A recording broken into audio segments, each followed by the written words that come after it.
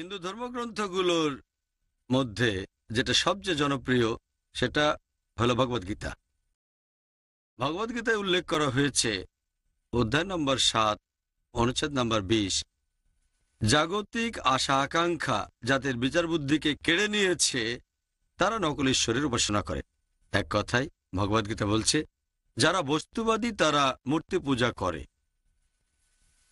হিন্দুদের আরেকটা পবিত্র ধর্মগ্রন্থ উপনিষদ, ছান্দোগ্য উপনিষদে উল্লেখ করা হয়েছে অধ্যায় নম্বর 6 অনুচ্ছেদ নম্বর 2 পরিচ্ছেদ 1, एकम एविदित्यम, ঈশ্বর কেবল একজন, দ্বিতীয় কেউ নেই। শ্বেতাশ্বতর উপনিষদে উল্লেখ করা হয়েছে অধ্যায় নম্বর 6 অনুচ্ছেদ নম্বর 9। नाकस्य कसिज जनिता नक्षदीपा।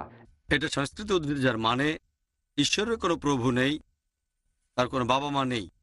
মহান ঈশ্বরের তার কোনো প্রভু নেই, তার কোনো মা নেই, তার কোনো বাবা নেই। আরও উল্লেখ আছে শ্বেতাশ্বতর উপনিষদে অধ্যায় নম্বর 4 অনুচ্ছেদ 19, ना तस्य प्रतिमा अस्ति। মহান ঈশ্বরের সমতুল্য আর কিছুই নেই। সর্বশক্তিমান ঈশ্বরের সমতুল্য আর কিছু নেই।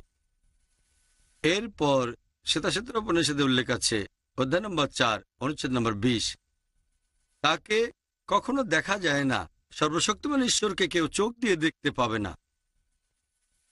হিন্দুদের ধর্মগ্রন্থগুলোর মধ্যে সবচেয়ে পবিত্র গ্রন্থ সেটা হলো বেদ। আর বেদ আছে মোট 4টা: ঋগ্বেদ, যজুর্বেদ, সামবেদ আর অথর্ববেদ।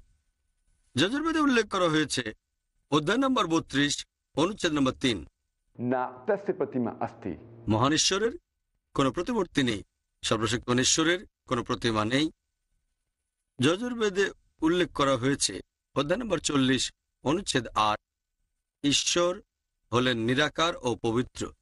যজুর্বেদে উল্লেখ করা হয়েছে অধ্যায় নম্বর 40 অনুচ্ছেদ নম্বর 9, अंधात्म प्रविशन्ति या असंभूति उपास्ते।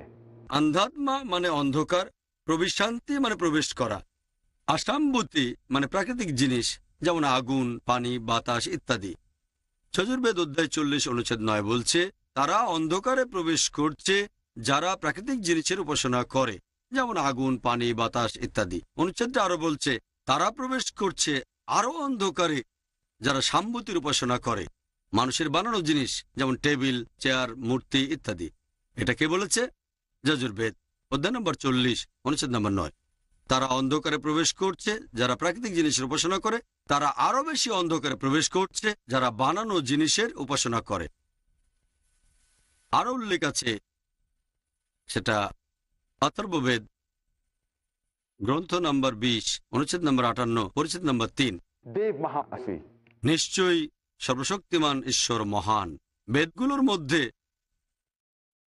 সবচেয়ে পবিত্র হল ঋগ্বেদ।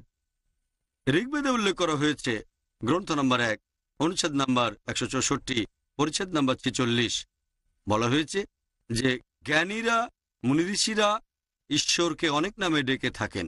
তার মানে সর্বশক্তিমান ঈশ্বরকে বিভিন্ন নামে ডেকে থাকেন সাধু মুনি ঋষিরা। আর শুধুমাত্র ঋগ্বেদে গ্রন্থ নম্বর 2 অনুচ্ছেদ নম্বর 1, শুধু এই অনুচ্ছেদে সর্বশক্তিমান ঈশ্বরের 33টা বৈশিষ্ট্যের কথা বলা হয়েছে। আর এগুলোর মধ্যে বলা হয়েছে ঋগ্বেদে গ্রন্থ নম্বর 2 অনুচ্ছেদ নম্বর 1 পরিচ্ছেদ নম্বর 3, ঈশ্বরের একটা বৈশিষ্ট্যের নাম হচ্ছে ব্রহ্মা। ব্রহ্মা হলো ঈশ্বরের একটা নাম, সৃষ্টিকর্তা। যদি এই শব্দটার আরবি করেন সেটা হবে খালিক। আমাদের মুসলিমদের কোনো আপত্তি থাকবে না যদি কেউ সর্বশক্তিমান ঈশ্বরকে বলে খালিক বা সৃষ্টিকর্তা অথবা ব্রহ্মা। কিন্তু কেউ যদি বলে ব্রহ্মা হলেন সর্বশক্তিমান ঈশ্বর যার 4টা মাথা, প্রত্যেক মাথা একটা করে মুকুট আছে, আমরা মুসলিমরা তখন প্রবল আপত্তি জানাবো। এছাড়াও আপনি শ্বেতাশ্বতর উপনিষদের বিরুদ্ধে যাচ্ছেন। অধ্যায় নম্বর 4 অনুচ্ছেদ নম্বর 19 বলা হয়েছে ना तस्य प्रतिमा अस्ति। মহান ঈশ্বরের সমতুল্য কিছু নেই। ঋগ্বেদে অন্য যে বৈশিষ্ট্যের কথা আছে গ্রন্থ নম্বর 2 অনুচ্ছেদ নম্বর 1 পরিচ্ছেদ নম্বর 3, সেটা বিষ্ণু। বিষ্ণু এর অর্থ হলো পালনকর্তা। যদি শব্দটার আরবি করেন সেটা হবে রব। আমাদের মুসলিমদের কোনো আপত্তি থাকবে না যদি কেউ সর্বশক্তিমান ঈশ্বরকে বলে রব অথবা পালনকর্তা অথবা রক্ষাকর্তা অথবা বিষ্ণু। কিন্তু কেউ যদি বলে যে বিষ্ণু হলেন সর্বশক্তিমান ঈশ্বর, যার 4টা হাত আছে, ডান হাতে আছে একটা চক্র মানে চাকতি, আর বাম হাতে আছে একটা পদ্মফুল, তিনি গরুর নামে একটা পাখির পিঠে চড়ে ঘুরে বেড়ান অথবা সাপ বিছানো শয্যায় ঘুমান পানির উপরে, আমরা মুসলিমরা তখন প্রবল আপত্তি জানাবো। এছাড়াও আপনি ঈশ্বরের প্রতিমূর্তি তৈরি করছেন আর এইভাবে যজুর্বেদের বিরুদ্ধে যাচ্ছেন। অধ্যায় নম্বর 32 অনুচ্ছেদ 3 বলা হয়েছে, न तस्य प्रतिमा अस्ति। মহান ঈশ্বরের কোনো প্রতিমূর্তি নেই। এছাড়া উল্লেখ করা হয়েছে ঋগ্বেদে গ্রন্থ নম্বর 8 অনুচ্ছেদ নম্বর 1 পরিচ্ছেদ নম্বর 1, मां चिदन्यदि संसद। শুধু তার উপাসনা করো, সকল প্রশংসা শুধু তারই প্রাপ্য। ঋগ্বেদে উল্লেখ করা হয়েছে গ্রন্থ নম্বর 6 অনুচ্ছেদ 45 পরিচ্ছেদ 16, या एक इतमुष्टि ही। ঈশ্বর কেবলমাত্র একজন, শুধুমাত্র তারই উপাসনা করো, শুধু তার প্রশংসা করো। আর হিন্দুইজমের ব্রহ্মসূত্র যেটা বলছে, एकम ब्राह्म द्वितीया नास्ते निया नास्ते किंचन।